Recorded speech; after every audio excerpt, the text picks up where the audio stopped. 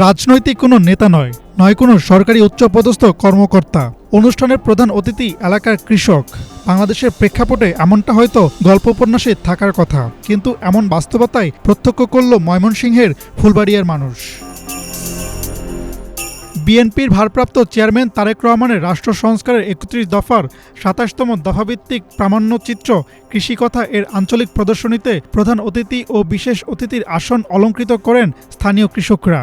বিগত দিনে আমি জন্মের পরে দেখি নাই কৃষকদের এত মূল্যায়ন করে কোনো সরকার কোনো দিন কোনো প্রোগ্রামে আমাদেরকে ডেকেছে।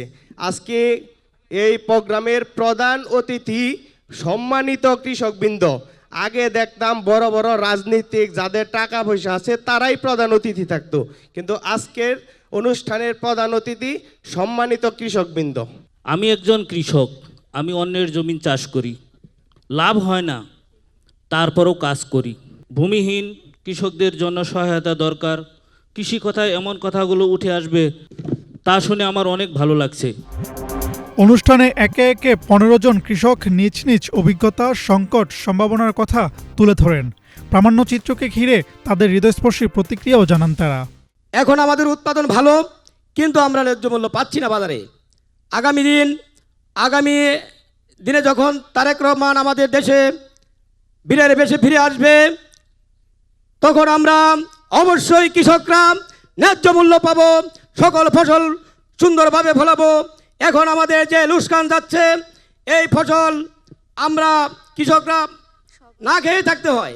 আমরা সার, বিষ, কীটনাশক যা খরচ করি, আমরা সুন্দরভাবে তার বাজারে নিলে তার ন্যায্য মূল্য পাচ্ছি না। আমাদের কৃষক ফলাইতে আমাদের রাস্তাঘাটের যে বেহাল অবস্থা, একটা লেবুর বস্তা 3 বস্তা লেবু বস্তা বলে 5 জন দাহান লাগে। আমার সবচেয়ে সমস্যা হলো আমাদের রাস্তা।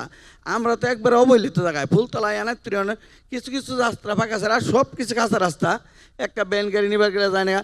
কারণ আমরা লেবুর ফসল ফলাই, কাঁচামাল ফলাই, পাবলিকে আমরা জনগণে টেহা পাই না, টেহা পাই গিয়ে ব্যবসায়ীরা।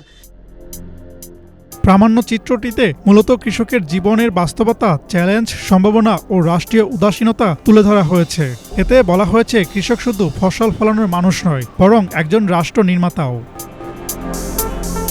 প্রামাণ্যচিত্রটি তৈরি করেছেন অস্ট্রেলিয়া বিএনপির সাবেক সাংগঠনিক সম্পাদক ইঞ্জিনিয়ার হাবিবুর রহমান। অনুষ্ঠানের প্রধান আলোচক হিসেবে উপস্থিত হয়ে তিনি বলেন, তারেক রহমানের ২৭তম দফা বাস্তবায়ন হলে কৃষক আর পিছিয়ে থাকবে না।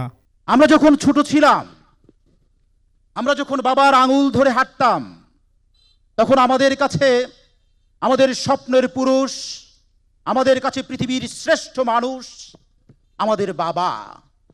আমরা আমার বাবার মতো হতে চাইতাম।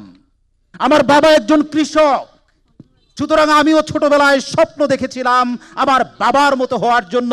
তাই বলছি, আমার বড় স্বপ্ন ছিল কৃষক হবার, মাটির মানুষ, মাটির সাথে মিশে থাকার।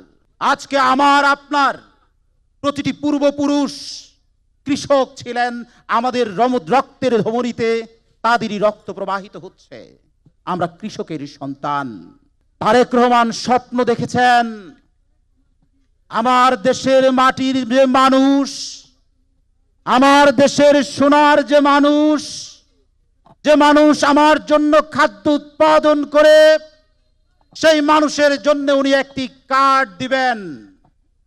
তার নাম হচ্ছে কি জানেন? Farmers card. এই ফার্মার্স কার্ডের মাধ্যমে আপনারা কি পাবেন আপনারা জানেন? সেই ফার্মার্স কার্ডের মাধ্যমে আপনাদেরকে বীজ দেয়া হবে, সেই ফার্মার্স কার্ডের মাধ্যমে আপনাদেরকে লোন দেয়া হবে। প্রামাণ্যচিত্রটি দেশের বিভিন্ন জেলা উপজেলায় ঘুরে ঘুরে প্রদর্শন করা হচ্ছে। উদ্যোক্তাদের প্রত্যাশা, আগামী জাতীয় নির্বাচনের আগে সব উপজেলায় একবার করে প্রদর্শন করা হবে কৃষি কথা।